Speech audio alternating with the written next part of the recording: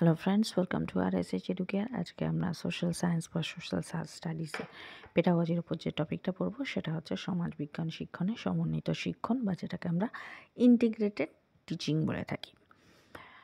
তো এর আগে আমরা মাইক্রো টিচিং দেখেছি, সিমুলেটেড টিচিং দেখেছি, এবার আমরা ইন্টিগ্রেটেড টিচিং দেখব। এটাকে কিন্তু আবার টিচিং ইন ক্লাসরুম বা শ্রেণীকক্ষে শিক্ষণও বলা হয়। এবং যেহেতু শ্রেণীকক্ষে শিক্ষণ সবথেকে বেশি গুরুত্বপূর্ণ, তাহলে পেডাগজির ক্ষেত্রে কিন্তু এটা খুবই গুরুত্বপূর্ণ। তো টপিকটা প্রথম থেকে শেষ পর্যন্ত ধৈর্য সহকারে দেখো। এই ক্লাসে আমরা এটা কীভাবে কাজ করে, এর সুবিধা কী, এর অসুবিধাগুলো কী কী, সবই কিন্তু আমরা দেখব। তো ভিডিও স্টার্ট করার আগে বলি, যারা চ্যানেলে ফার্স্ট টাইম ভিজিট করছো তারা কিন্তু অবশ্যই চ্যানেলকে সাবস্ক্রাইব করো। আর সাবস্ক্রাইব বাটনের পাশে থাকা যে বেল আইকন রয়েছে সেখানে অলে ক্লিক করো। তাহলে যখনই আমি কোনো নতুন ভিডিও তোমাদের জন্য আপলোড করব, তার নোটিফিকেশান তোমাদের কাছে পৌঁছে যাবে। আর যারা অলরেডি চ্যানেলে রয়েছো বা নতুন রয়েছো, তাদের যদি আমার পড়ানো ভালো লাগে তাহলে অবশ্যই একটা ছোট্ট লাইক করে দাও, তোমার বন্ধুদের সাথে বেশি করে শেয়ার করো, যাতে আমার রিচ আরও বেশি করে তোমাদের কাছে পৌঁছায় এবং আরও ভালোভাবে যাতে আমরা প্রিপারেশন করতে পারি। তো চলো আজকের ক্লাস শুরু করা যাক। তো প্রথমেই আমরা দেখে নেব যে এই সমন্বিত শিক্ষণ বা ইন্টিগ্রেটেড টিচিং বা টিচিং ইন ক্লাসরুম বলতে কী বোঝায়। বর্তমান যে শিক্ষা ব্যবস্থা রয়েছে সেখানে কিন্তু এই সমন্বিত শ্রেণী শিক্ষণ খুবই কিন্তু একটা গুরুত্বপূর্ণ বিষয়। পাঠ্য বিষয়বস্তুর ক্ষেত্রে বিভিন্ন একক, উপ একক রয়েছে এবং সেগুলোর মধ্যে সমন্বয় সাধন এবং প্রত্যেকটার মধ্যে যে একটা সম্পর্ক স্থাপন, সেটা কিন্তু খুব গুরুত্বপূর্ণ। এবং এই সমন্বয় সাধনের মাধ্যমে শ্রেণীকক্ষে যে পাঠদান ক্রিয়া বা পাঠদান যে পুরো প্রক্রিয়া চলে, সেটাকেই কিন্তু বলা হচ্ছে সমন্বিত শিক্ষণ।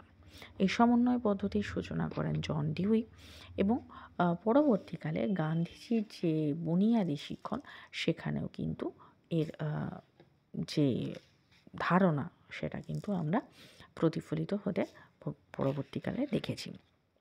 তো এটা কীভাবে কাজ করে আমরা প্রথমে দেখে নেব। অর্থাৎ এই সমন্বিত শিক্ষণ কিন্তু প্রধানত তিনটি ধারণার উপরে নির্ভর করে কাজ করে। কী? প্রথম হচ্ছে অনুবন্ধন, যেটাকে আমরা কোর রিলেশন বলি। দ্বিতীয় হচ্ছে কেন্দ্রায়ন বা যেটাকে আমরা কনসেন্ট্রেশন বলে থাকছি। আর সমন্বয়ন, যেটাকে আমরা ইন্টিগ্রেশন বলে থাকছি। তাহলে এই অনুবন্ধন কী, কেন্দ্রায়ন কী, সমন্বয়ন কী এবং এটা কিভাবে কাজ করে, সেগুলো কিন্তু এবার আমরা একে একে দেখব। তো প্রথমেই দেখব অনুবন্ধন। এর শ্রেণী বিভাগ কী আসে সেগুলো আমরা সবই দেখছি। আগে দেখে নিই যে অনুবন্ধন জিনিসটা কী। শিক্ষাবিদ হারবার্টের শিক্ষা চিন্তার উপর ভিত্তি করে শ্রেণী শিক্ষণে যে অনুবন্ধন নীতি আছে তার উদ্ভাবন করা হয়েছে। হারবার্টের মতে পূর্ব অভিজ্ঞতার উপর ভিত্তি করে নতুন অভিজ্ঞতা অর্জিত হয়। ফলে নতুন জ্ঞান যখন শিক্ষার্থী বা শিশু আহরণ করে, তখন সেটি অটোমেটিক্যালি পুরাতন অভিজ্ঞতার সঙ্গে সম্পর্ক স্থাপন করে বা সম্পর্ক স্থাপন করতে ইচ্ছুক হয় এবং সেই পূর্ব অভিজ্ঞতাকে কাজে লাগিয়ে পরবর্তী, অর্থাৎ বর্তমান যে অভিজ্ঞতাকে কাজে লাগাচ্ছে তার মধ্যে কিন্তু একটা সম্পর্ক তৈরি করে। এই সম্পর্ক যে স্থাপন হচ্ছে সেটাকে কিন্তু বলা হচ্ছে এক কথায় অনুবন্ধন বা কোর রিলেশন। আধুনিক শিক্ষা ব্যবস্থায় এই প্রক্রিয়ার মাধ্যমে বিদ্যালয়ে বিভিন্ন পাঠ্য বিষয়ের মধ্যে সম্পর্ক স্থাপন করা হয় এবং এর ফলে কি হয়, শিক্ষা কিন্তু অনেক সহজে দেওয়া যায়। পূর্বজ্ঞানের সঙ্গে সম্পর্ক স্থাপন করে তার দ্বারা উদাহরণের দ্বারা নতুন বিষয়কে খুব সহজেই উপস্থাপন করা যায়। এছাড়া একাধিক বিষয় শিক্ষার্থীদের মনে এটা আসতেই পারে যে এত বিষয় আমি কেন পড়ব। একটা বিষয়ের সঙ্গে অন্য বিষয়ের যে সম্পর্ক, যে প্রাসঙ্গিকতা, সেগুলো কিন্তু এর দ্বারা সম্ভব হয়। এই অনুবন্ধের কতগুলি শ্রেণীবিভাগ রয়েছে, যেমন ধরো আনুভূমিক বা যেটাকে আমরা হরাইজন্টাল বলে থাকছি। এটাকে কি বলা হচ্ছে? আনুভূমিক অনুবন্ধন কাকে বলা হচ্ছে বা হরাইজন্টাল, যে পাঠ্যক্রমের বিভিন্ন বিষয়ের মধ্যে সম্বন্ধ যে স্থাপন করা হচ্ছে সহজভাবে, সেটাকে বলা হচ্ছে আনুভূমিক অনুবন্ধন বা হরাইজন্টাল কোরিলেশন। নেক্সট হচ্ছে কি আলম্ব বা ভার্টিক্যাল রিলেশন। সেখানে কি হচ্ছে, সেখানে আমরা বিভিন্ন বিষয়ের যে বিভাগ রয়েছে সেটাকে আমরা পৃথক করি এবং পাঠ্য বিষয়ের বিভিন্ন একক, উপ এককগুলিকে পৃথকভাবে আলোচনা করি। এইগুলি একটা বিষয়ের মধ্যে হলেও কিন্তু এইভাবে বিভেদ করা, সেটা আমরা কৃত্রিমভাবে করে থাকি, সেই জন্য এটাকে বলা হচ্ছে আলম্ব বা ভার্টিক্যাল। নেক্সট হচ্ছে কি পরিকল্পিত, অর্থাৎ প্ল্যান্ড। যখন এই কোরিলেশন বা অনুবন্ধন পরিকল্পনা মাফিক হচ্ছে, তখন তাকে বলা হচ্ছে পরিকল্পিত অনুবন্ধন বা প্ল্যান্ড কোরিলেশন।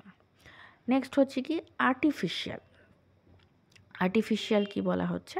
আর্টিফিশিয়াল তাকে বলা হচ্ছে যেটা কৃত্রিমভাবে তৈরি করে এবং সেটা আকস্মিক না, আগে থেকে প্ল্যান করা হচ্ছে, যেটা পরিকল্পিত হচ্ছে এবং সেটাকে যখন কৃত্রিমভাবে আলাদা আলাদাভাবে ভাগ করা হচ্ছে তাকে বলা হচ্ছে কৃত্রিম বা আর্টিফিশিয়াল। নেক্সট হচ্ছে কি স্বাভাবিক। বিভিন্ন বিষয়ের মধ্যে যখন পাঠদানকালে স্বাভাবিকভাবে কোনো সম্পর্ক চলে আসছে বা উদাহরণ চলে আসছে সেটাকে বলা হচ্ছে স্বাভাবিক বা ন্যাচারাল কোরিলেশন। নেক্সট কি বলা হচ্ছে? অস্বাভাবিক, আনন্যাচারাল। এটা কি হচ্ছে যে হঠাৎ করে আসছে না, কিন্তু প্রয়োজনের তাগিদে তাকে নিয়ে আসা হচ্ছে, এটাও অস্বাভাবিক বা কৃত্রিম অনেকটা একই প্রকারের, সেটাকে বলা হচ্ছে আনন্যাচারাল। নেক্সট হচ্ছে সুসংবদ্ধ, অর্গানাইজড। এটাও প্ল্যান্ডের সঙ্গে অনেকটা সম্পর্কিত, কিন্তু প্ল্যান হচ্ছে পূর্ব পরিকল্পিতভাবে, আর এটাকে হচ্ছে অর্গানাইজ, মানে অনেকগুলো বিষয়কে একসঙ্গে সংগঠিত করা হচ্ছে, করে তাদের মধ্যে সমন্বয় স্থাপন করা হচ্ছে, তাকে বলা হচ্ছে অর্গানাইজড। নেক্সট আমরা কি দেখেছিলাম? যে কেন্দ্রায়ন বা কনসেন্ট্রেশন। এটাও আমরা একটু ডায়াগ্রামের সাহায্যে দেখব। কেন্দ্রায়নে কি আছে? কেন্দ্রায়নে এখানে আমরা প্রথম যে এগুলো বিভিন্ন ডায়াগ্রামের মধ্যে বোঝানো যায়। যে শিক্ষণ কৌশলের মাধ্যমে একটি বিষয়কে শিক্ষা ব্যবস্থার যে কোনো কেন্দ্রে প্রতিস্থাপন করা হয় এবং তাকে অন্যান্য বিষয়ের সঙ্গে সম্পর্ক স্থাপন করা হয়।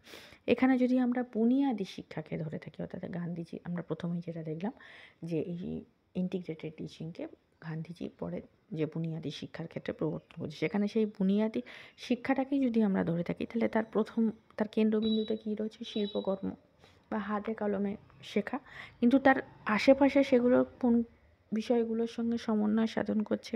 বিজ্ঞান, সমাজবিদ্যা, ভাষা, সঙ্গীত, শরীরবিদ্যা, অঙ্কন, পরিবেশবিদ্যা, ইতিহাস, ভূগোল, গণিত।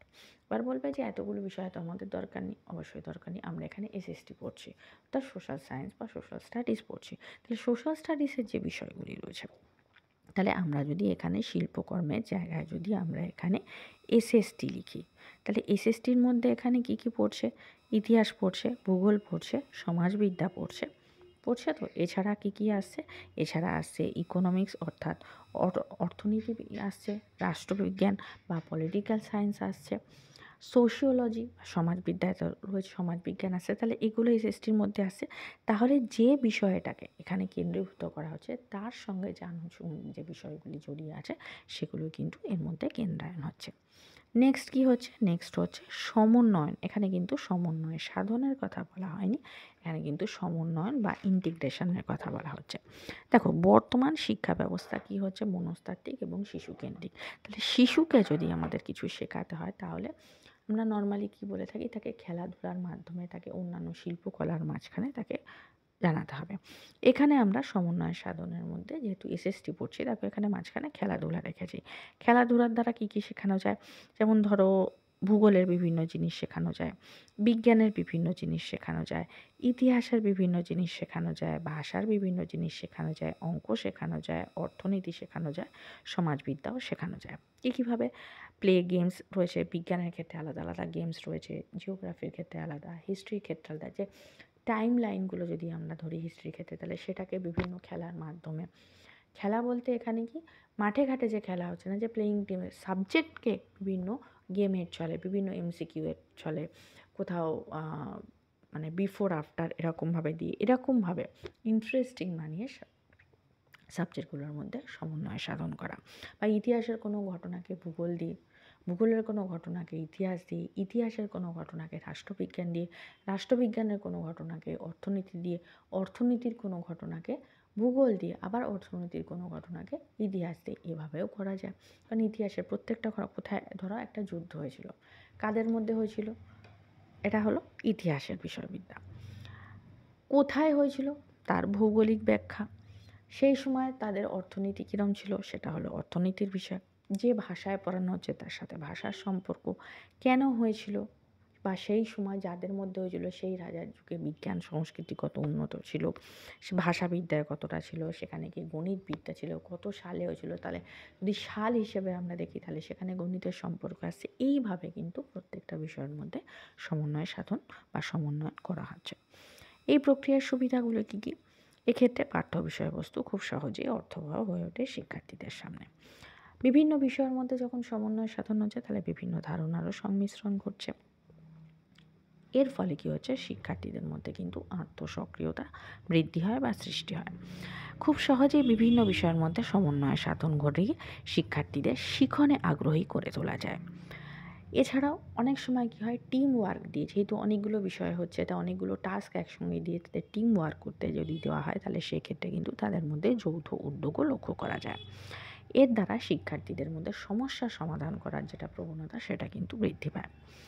এর অসুবিধাগুলি কী কী? অনেক সময় দেখা যায় যে এই ধরনের কাজ করতে গিয়ে প্রকৃত যে শিখন উদ্দেশ্য, সেটা অনেক ক্ষেত্রে ব্যাহত হয়।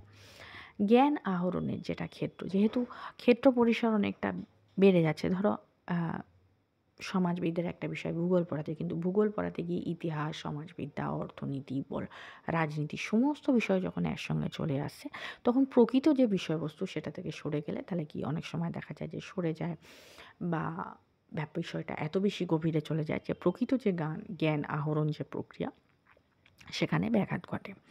অনেক সময় কি হয়, প্রত্যেকটা শিক্ষার্থী প্রত্যেকটা বিষয়ে যে ইন্টারেস্ট থাকবে তার কোনো ব্যাপার নেই, তাহলে সেক্ষেত্রে শ্রেণী শৃঙ্খলাও বিঘ্নিত হতে পারে।